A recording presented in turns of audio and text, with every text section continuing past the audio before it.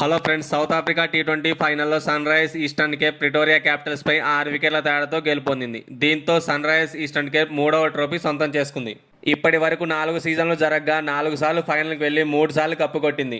Toss గెలిచి fielding ఎంచుకున్న sun rise eastern కేప్కి అద్భుతమైన ఆరంభం లభించింది. ఒక్క పరిక్కే 2 వికెట్లు లభించాయి. ఆ తర్వాత వచ్చిన బ్రేవీస్ స్పిన్నర్లపై విరుచుకుపడుతూ 26 బంతుల్లోనే 50 పరుగులు చేశాడు. తర్వాత 53 బంతుల్లోనే 8 ఫోర్లు మరియు 7 సిక్సర్లతో 100 పరుగులు చేశాడు. మొత్తం జట్టు స్కోర్ 158 అయితే ఇందులో బ్రేవీస్ స్కోరే 101. అంటే అర్థం చేసుకుని ఎంత బాగా ఆడాడు. Marco Jansen 3 వికెట్లతో చెలరేగాడు.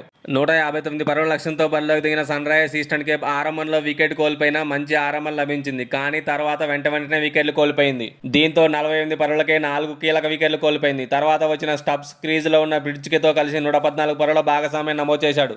సింగిల్స్ తీస్తూ మరో వికెట్ పడకుండా జాగ్రత్త పడ్డారు. చివరి 4 ఓవర్లలో 46 పరుగులు అవసరం కాగా ఏ దశలోనూ సన్ రైజర్స్ ఈస్టర్న్ కేప్ గెలిచేలా కనపడలేదు. 17వ ఓవర్లో 14 పరుగులు, 18వ ఓవర్లో 21 పరుగులు, 19వ ఓవర్లో 12 పరుగులు రాబట్టారు. చివరి ఓవర్లో 9 పరుగులు కావాల్సి ఉండగా కెప్టెన్ స్టబ్స్ వరుసగా 2 సిక్స్లతో సన్ రైజర్స్ ఈస్టర్న్ కేప్ ని విజయ తీరాలకు చేర్చాడు. దీంతో సన్ రైజర్స్ ఈస్టర్న్ కేప్ 3వసారి ఛాంపియన్ గా నిలిచింది. Brevis player of the match గా నిలవగా Quinton de Kock player of the series గా నిలిచాడు.